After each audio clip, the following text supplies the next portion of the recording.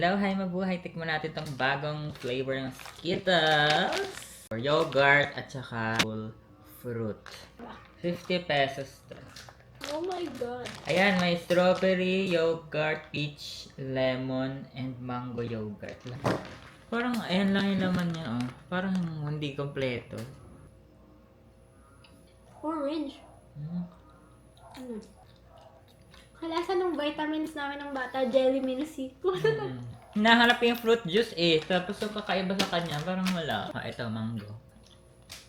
Orange yata yan. Pare-parehan na nata. Ma-distinguish yung Kaya nga. kakaiba. Ito lang. It's a no for me.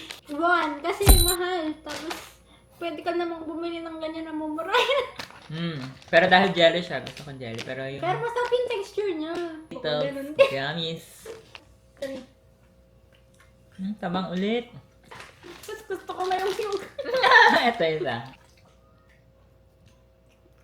nasa pa din vitamins. Masarap to, ano yung blue.